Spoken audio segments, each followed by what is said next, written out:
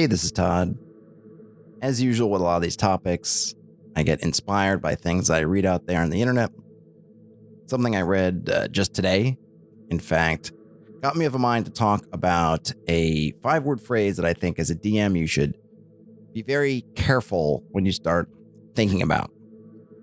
And that 5-word phrase is, I want my players to, and then after that you can insert whatever you want. And you may be thinking, Todd, don't you want your players to do something? Don't we all want our players to do something? Of course. I'm not suggesting that you should be completely unemotional or unattached to different options. Of course, there are always things that in my game, when I'm running it, that I would love my players to do, or I think, oh man, I really hope that they grab onto this and look into it, or I really hope they go there because I had some really cool ideas, or I really hope they take this path. It's natural, it's human, there's nothing wrong with it. And in fact, there's nothing wrong with saying, I'd like them to do something, I want them to do something. Where the danger is when you start taking that as your beginning point and it starts to tumble, and that little pebble of, I want my players to do something, starts to go down the hill of your thought process, and then it goes from a pebble into a boulder into an avalanche. And at the end of that avalanche are a lot of end results that we don't really want as a GM, and that players probably don't want either. Let me use an example.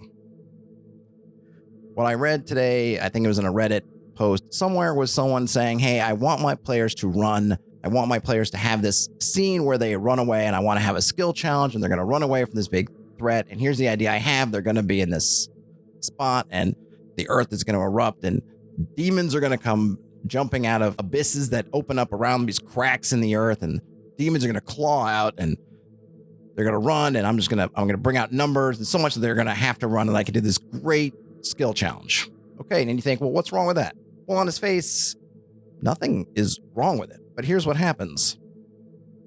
You go from the party is in place X, Waterdeep. They're in the middle of Flan, whatever your city. And all of a sudden, cracks are opening in the ground. These great crevices are opening, and demons are clawing out. Well, the players might run. Maybe they want to hang around and fight. Maybe they want to try to save people. They're heroes, after all. They may not think, and this often happens with modern players, particularly, they may not think, oh gosh, we got to run. They may think we're going to stick it out. As a GM, I want them to run because I've got the skill challenge that I'm planning, and I want them to run. So now I'm trying to think about, how can I get them to run? I got to bring out stronger demons, or I got to bring out more demons, whatever it is. Okay, I got to keep pushing them. But what if they don't see that push? What if they don't feel it? I'm bringing out more demons. They're surrounded by demons and everything. Well, okay, if they're surrounded, maybe they surrounded them with demons. Now they can't get out. Okay, assuming I don't do that. But now the numbers of demons are just flowing out of the ground, and you think, yeah, they got to run. Players don't run. Now what? Maybe I'm in the middle of the game at this point. Maybe the player's getting low on health. They're not running. Maybe I end up doing a TPK. And maybe because I didn't want a TPK, right? I wanted the players to run. I didn't want the players to die. Now what do I do? Or, well, I want the players to run. So how can I really force them to run? Well, I got demons coming out of the ground. That's not enough. What do I have to do? Do I have to start having fireballs blowing up around them? Do I have to burn the city down? Like, what do I have to do to get them to run? And you can see what's happening is I'm starting to it went from maybe a slight funnel. I'm going to put them in a situation which I think is worthy of running, and I think, yeah, they're going to run. But then as they're not doing what I want them to do, the funnel is getting stronger and stronger and steeper until you're in that dreaded railroad territory where I just go, you know what? I'm just going to push you into running some way or another. I'm going to get you to run because that's the content I have planned. I had it all planned out in my head. It was so beautiful. You're going to run. You're going to get this skill challenge where you're running out of the city. And then I was going to have some big reveal after that. And you players are not going to let me not have that because that's what I want you to do. So you can see the danger. And I'm, of course, exaggerating the thought processes here to make the point of what can happen when you start going from your first piece of thought saying, hey, I want the party to do something. And then you start acting on it. And in fact, that thread was full of some advice saying, don't do that. But other advice saying, hey, here's how you can try to do it. And of course, we all have styles. And just as an aside, I wonder if so many people have learned about how to work their home campaigns out of reading adventures modules and campaign settings. And a module perforce is going to have to use sort of funneling techniques, particularly in the beginning, because it's a module and it can't be the entire breadth of a world to give players the freedom to go everywhere, because it's a module. Has to have, there's some fixed page count. It has to have some edges where it's going, you know what, if you're going to play this module, you're just going to kind of have to go at least to this place. Unless you're going to be something like Keep on the Borderlands, which is just going to plop you in a place that, yeah, there's bad guys in a cave, go find it, or don't, I don't care. Or Isle of Dread, yeah, you're on this island, do whatever the heck you want. But in any event, when you start off in this place of, I want my players to do something, you're going to have a tendency to start pushing them towards that spot that you want. And that does a couple of things. One, if it gets to an extreme point, like I mentioned, that example I did earlier, you're getting to hardcore railroading where you're just like, you know what, I'm just going to get them to run because that's what I want. Two, by focusing on that possibility, all the other possibilities of things that you can do kind of don't enter into your mind space.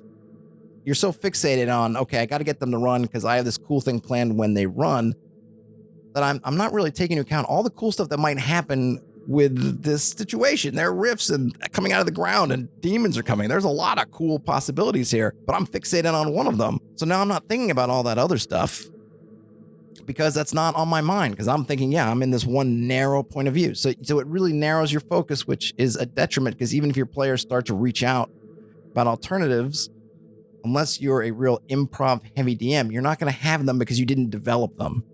You didn't think about, well, they're in the middle of Waterdeep or Flan or somewhere, and the whole city's collapsing because these rifts are opening up in the ground. What does that mean for the people living here? Do people need help? Could they actually accomplish some things, saving people, earn some goodwill, earn some cred with different factions by trying to save stuff? Is there even an ultimate purpose to the demons doing that? Are they just doing it everywhere and it just kind of happens? Or is there something that they're looking for, something they want, something that the players can see about that can lead to other things? There's really a lot of possibilities in this scenario here, but by limiting your focus on this one path that you want them to take, you're kind of blinding yourself to all these other things.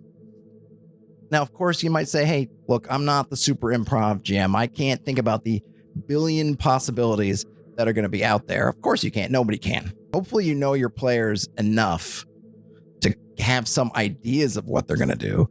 So you might say to yourself, well, I'm 99% sure they're not going to jump into the rifts to check out what's going on. I bet you there's some party members are going, or some parties out there where somebody's going, where are these demons coming from? I want to see the bottom of this rift. Actually, I think my party might go, if they had the chance, might come back and go, I want to know what's down there. Possibility. It might not be a possibility for yours, particularly when demons are actively crawling up out of it.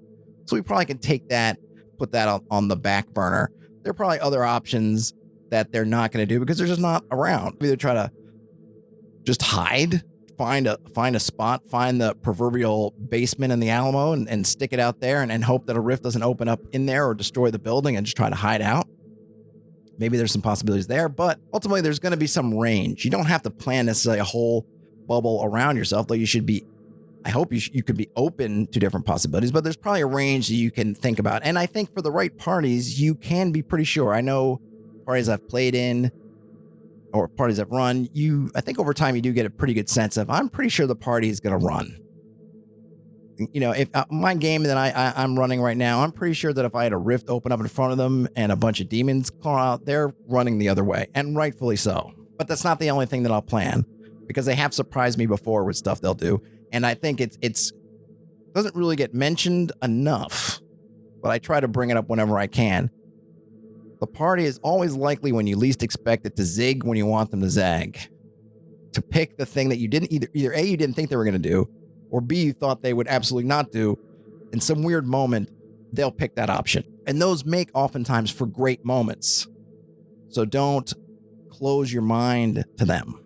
So instead of thinking about, I want them to run so I could do this skill challenge, think about, what are the possibilities in the situation? If they do run, and it's likely they will given the circumstances. I've got the skill challenge thing that's ready for them. But let me think about what other things are there, because if I'm not the super improv DM, I have some other things I can bring out that maybe if they don't bite on running away, maybe they'll bite on some other thing, and maybe that other thing's even better. Keeps my mind thinking, keeps the blood, the juices flowing. So just be very careful when you start your thinking process with, I want the players to do something. No, it's not bad to want things.